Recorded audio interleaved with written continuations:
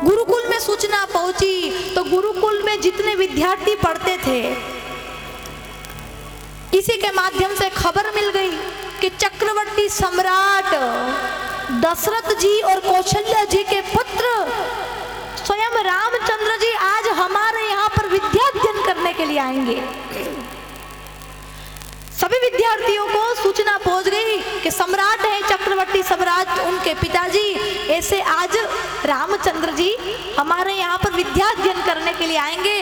तो सभी बच्चे गुरुकुल में पढ़ते थे, उनके हृदय में इतना आनंद था कि अब तो हम भगवान की सेवा भी करेंगे, भगवान के साथ खेलेंगे, साथ साथ लकड़ी लेने जाएंगे। सभी विद्यार्थी भगवान के लिए ऐसा सोचने लगे कि जब विद्याध्ययन करने के लिए चारों भाई आएंगे तो बड़े प्रेम से उनके साथ खेलेंगे, साथ साथ खाएंगे, साथ साथ घूमेंगे, खेलेंगे, मस्ती करेंगे। ये हमारा सौभाग्य होगा कि उनके साथ हमें रहने का मौका मिल जाएगा। गुरुकुल को सजाया गया, गुरुकुल को सजाया गया, जगह जगह फूलों की लड़ियां बांधी, अबीर गुलाल उड़ा रहे हैं कि आज तो भगवान विद्या अध्ययन करने के लिए आ रहे हैं। सभी गुरुकुल में पढ़ रहे थे विद्यार्थी, उन सभी ने हर जगह बंदरवार बांधे, जगह जगह रंगोलियां सजाई, पूरे गुरुकुल को सजाया कि ये हमारा सौभाग्य है कि आज चक्रवर्ती सम्राट दशरथ जी के पुत्र आ रहे हैं, विद्या अध्ययन करने के लिए उनके साथ रहने का मौका मिलेगा। हृदय में आनंद की हिलोरें उठने लगी, हृदय में प्रसन्नता छा गई।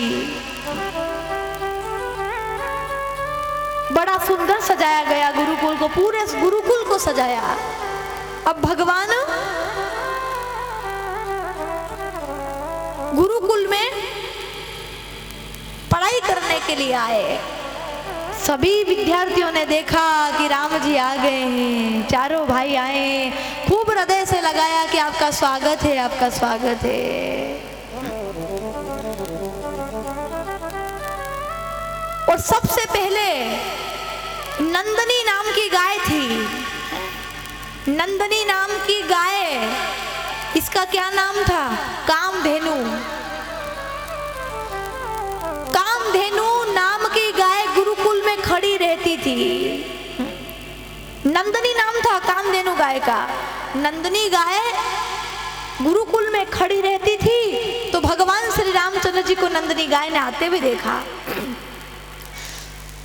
तो भगवान श्री रामचंद्र जी झुक गए, और झुके तो नंदनी गाय उनके सिर को सूंघने लगी और आशीर्वाद दिया। नंदनी गाय उनके सिर को सूंघने लगी और आशीर्वाद दिया। देखो गाय की महिमा, जो देशी गौ माता होती है ना, गाय अगर खड़ी हुई है और हम उसकी अगर एक परिक्रमा भी कर लेते हैं, गौ माता खड़ी है, जर्सी नहीं, देसी गौ माता, वो खड़ी हुई है और हमने रोज उसकी एक परिक्रमा करना शुरू किया। गाय की एक परिक्रमा करने से जो फल मिलता है, वो फल चारों तीर्थों में जाते हो ना, वो फल वो ही बराबर, उसी के बराबर होता है।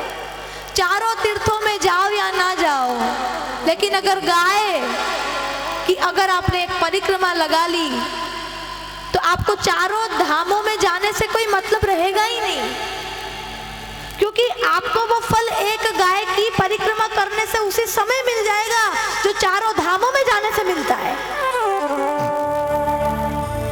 तुरंत वहीं पे आपको मिल जाएगा।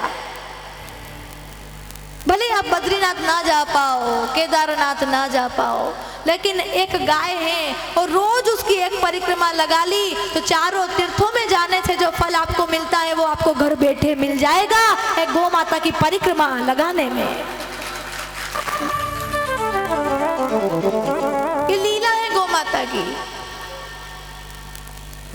कहीं कहीं लोग गौ माता को मारते हैं डंडे से, रोटी लेने आ जाती है घर में तो उसको मारते हैं, लेकिन ये अच्छी बात नहीं है। गौ माता रोटी लेने नहीं, वो आपके दुख दरिद्र को लेने आती है, हम गौ माता को रोटी देते हैं ना, तो उस रोटी के माध्यम से, रोटी कहाँ बनती है? किचन के अंदर, रसोई घर के अंदर बनती है। और रसोई घर के अंदर रोटी बनती है तो पहली रोटी गाय की और आखिरी रोटी कुत्ते की। खा मत जाना हो कुत्ते को ही देना।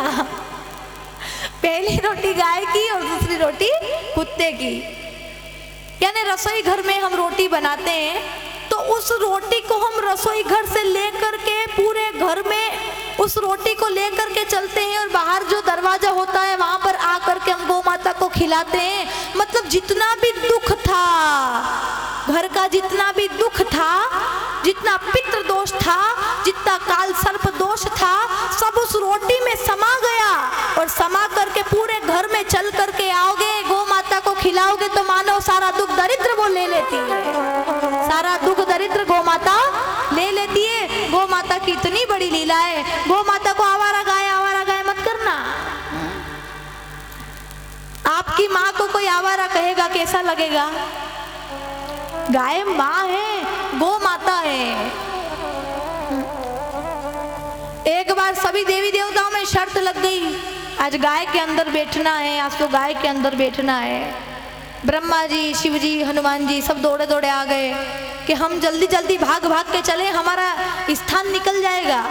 तो गौ माता, कामधेनु गौ माता खड़ी थी और सभी देवता आए बारी बारी से। ब्रह्मा जी उनकी जगह ले ली कि मुझे यहाँ बैठना है, हनुमान जी ने जगह ले ली मुझे यहाँ बैठना है। गाय के अंदर 33 कोटि देवी देवता वास करते हैं। तो सभी देवी देवताओं ने अपनी अपनी जगह ले ली कि मैं गाय के इस अंग में रहूंगा, मैं गाय के इस अंग में रहूंगी।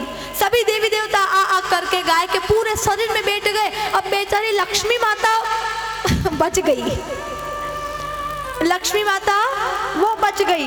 अब सब देवी देवताओं ने अपना अपना स्थान ले लिया और वैकुंठ से दौड़ी दौड़ी लक्ष्मी मैया भी आई। अब लक्ष्मी मैया बेचारी लेट हो गई थी। कभी कभी ऐसा होता है ना कि कहीं गाड़ी में जाना है तो परिवार वाले तो पहले ही निकल जाते हैं, अपनी अपनी सीट रोकनी है और बेचारा कोई ना कोई सदस्य लेट हो जाता है तो बस भी निकल जाती है।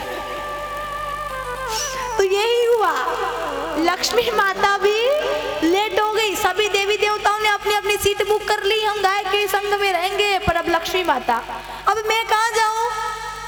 तो ब्रह्मा जी बोले चिंता मत करो, गौ माता ने गोबर किया, आप वहां जाकर बैठ जाओ। तो गौ माता ने गोबर किया था तो माँ लक्ष्मी उसी में जाकर के बैठ गई। कहते हैं कि दिवाली हो, यज्ञ हो, अनुष्ठान हो, वहां पर आप भले करोड़ों रुपया खर्च कर दो, लेकिन आपने देसी गौ माता के गोबर से नहीं लीपा तो आपको पुण्य नहीं मिल सकता है। कोई यज्ञ हो, कोई अनुष्ठान हो, कहीं पर किसी देवी देवताओं की स्थापना हुई हो, नया घर बनाया हो, या दिवाली के दिन अगर हमने लीपा नहीं है तो आपको फल नहीं मिलेगा। आप भले लाखों रुपया खर्च कर दो ना, कितने ब्राह्मणों को जिमा दो, लेकिन अगर आपने थोड़ा सा भी नहीं लीपा तो पुण्य नहीं मिलता है। इसलिए थोड़ा बहुत लिपना ही चाहिए। गौ माता में बड़ा पावर है, बहुत शक्ति है गौ माता के अंदर। आपको मैं एक सत्य घटना बताऊं, मेरे कानों से सुनी हुई। मुझे किसी ने कहा था कथा में, मैं डूंगरपुर कथा करने गई थी अभी 3 महीने पहले राजस्थान में। वहां पर एक आदमी था, उसकी माताजी को, सत्य घटना बता रही हूँ, मैंने सुना है, देखा है, उसकी माँ को कैंसर की बीमारी हो गई थी। तो उसने डॉक्टर को खूब दिखाया, डॉक्टर को खूब दिखाया कि भाई अरे इनको कैंसर की बीमारी है, क्या करे। डॉक्टर ने कहा कि देखो तुम्हारी माँ के बचने का कोई सवाल नहीं, जितना भी था सब करके देख लिया, अब ये 15 दिन या 1 महीने के बाद गुजर जाएगी, कि बस अब तो इनका समय आ गया है, कैंसर बढ़ गया था शरीर में, कि अब क्या करें, बचने का कोई साधन ही नहीं, कोई उपाय नहीं। डॉक्टरों ने तो ना ही कर दिया कि कुछ हो ही नहीं सकता है, कि कुछ नहीं हो सकता है, कर लो 1000 प्रयास, कुछ हो ही नहीं सकता है। तो तो उस व्यक्ति ने, उस आदमी ने अपनी माँ को कहा, उसके घर में गाय थी, देसी गौ माता उनके घर में थी। तो उस आदमी ने अपनी माँ को समझाया कि काम करो कि रोज रोज जब तुम सुबह गौ माता को गोबर उठाती हो, जाती हो गौ माता की सेवा करने के लिए, तो गौ माता गोमूत्र करती है, तो उसको जरा 1 गिलास या आधा गिलास पी लिया करो।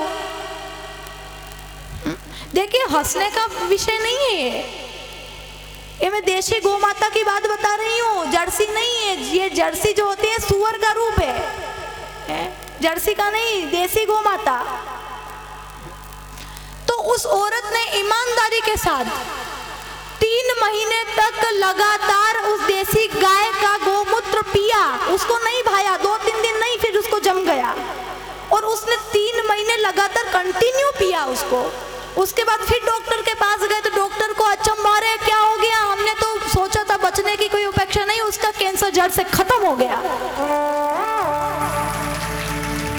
उसका कैंसर जड़ से खत्म हो गया। कहते हैं कि कितनी भी कोई भी पुरानी से पुरानी बीमारी हो, देसी गौ माता के गोमूत्र में ताकत है। एक बार इंग्लैंड में और अफ्रीका के, इंग्लैंड के और अफ्रीका के वैज्ञानिकों ने आपस में चर्चा की, और आपस में चर्चा करने के बाद में उन्होंने सोचा कि क्या गाय में वास्तव में इतना पावर है? एक साइंटिफिक रीजन है कि क्या गौ माता के अंदर वास्तव में इतना पावर है कि गौ माता के गोबर में भी इतनी शक्ति है।